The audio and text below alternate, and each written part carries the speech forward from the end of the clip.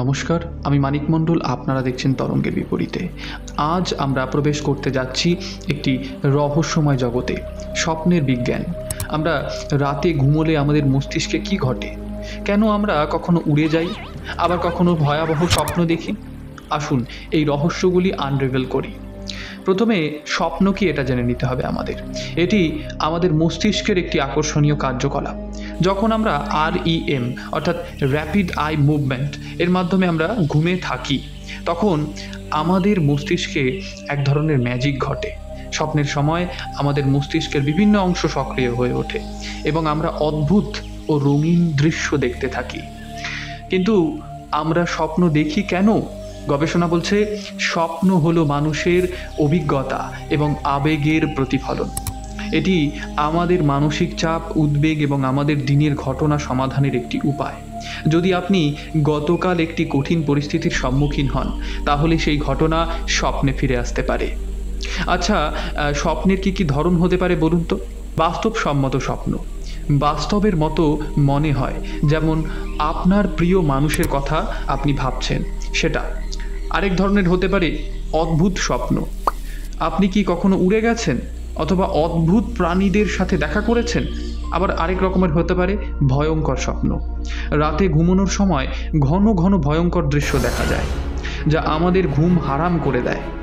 এখন আসুন স্বপ্ন বিশ্লেষণের দিকে নজর দিই। সিগমুন্ড ফ্রয়েড বলেছেন, স্বপ্ন আমাদের অবচেতন মনের দরজা খুলে দেয়।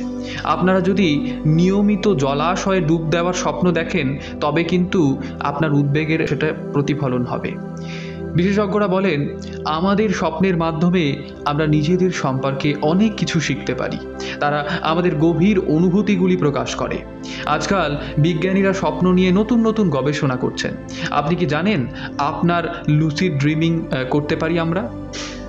এর মানে হচ্ছে যখন আপনি বুঝতে পারেন যে আপনি স্বপ্ন দেখছেন এবং তা নিয়ন্ত্রণ পর্যন্ত আপনি করতে পারবেন। এটি একটি অবিশ্বাস্য অভিজ্ঞতা।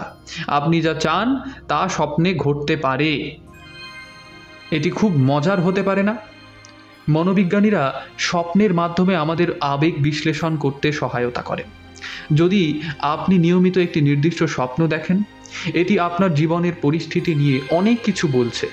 একটি উদাহরণ হিসেবে, যদি আপনি প্রায় স্কুলে দেরি হওয়ার স্বপ্ন দেখেন, তাহলে কি সেটা আপনার জীবনের চাপের প্রতিফলন হতে পারে?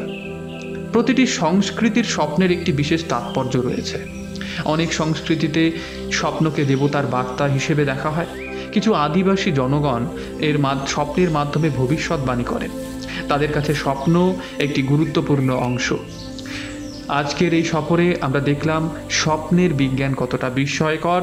স্বপ্ন আমাদের মস্তিষ্কের কার্যকলাপ এবং আমাদের আবেগের প্রতিফলন করে। আপনার অভিজ্ঞতা কি? কখনো কি আপনি স্বপ্নের কোনো বার্তা খুঁজে পেয়েছেন? নিচে কমেন্টে লিখুন। এটি হলো স্বপ্নের বিজ্ঞান সম্পর্কে একটি চমকপ্রদ আলোচনা। যদি ভিডিওটি আপনার ভালো লেগে থাকে, তাহলে সাবস্ক্রাইব করতে ভুলবেন না এবং লাইক শেয়ার করতেও ভুলবেন না। অসংখ্য ধন্যবাদ।